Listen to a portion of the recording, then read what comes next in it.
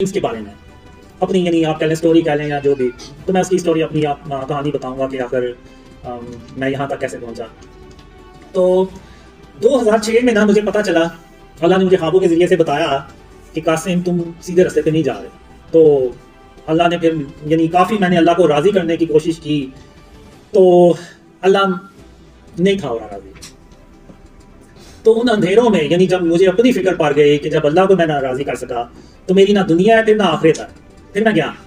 तो मैंने बहुत कोशिश की, मुझे कोई रास्ता नहीं था नज़र आ रहा कि मैं अल्लाह को कैसे राज़ी करूं। तो उन अंधेरों में मुझे बैठे बैठे अचानक एक ख्याल आया। तो फिर मैंने उस पर गौर फिक्र किया। मैंने कहा कि हाँ, ऐसी गलती मुझसे हुई है।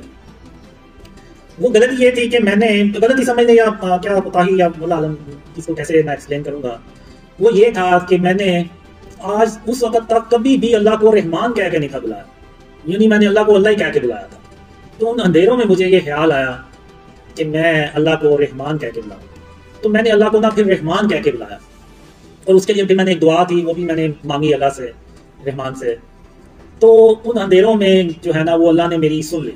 फिर एक ख्वाब में अल्लाह आया और अल्लाह ने कहा, कासिम जब तुम खाना खाया करते हो तो अपने खाने की बर्तनों को उंगली से चाट के साफ कर लिया करो, तो मैं तुम्हारे लिए कोई तदबीर करूंगा। तो उन अंधेरों में आप यकीन करें, मेरे लिए ये ख्वाब ऐसे ही था जैसे कि, यानी कोई बहुत बड़ा मेरे लिए अल्लाह ने कोई रास्ता खोला है, कोई मेरे लिए अल्लाह ने मौजज़ा कर दिखाया। तो फिर उस अमल पे, उस यानी जब भी मैं खाना खाता था तो मैं अपने बर्तनों को, खाने के बर्तनों को उंगली से चाट के साफ कर दिया करता था।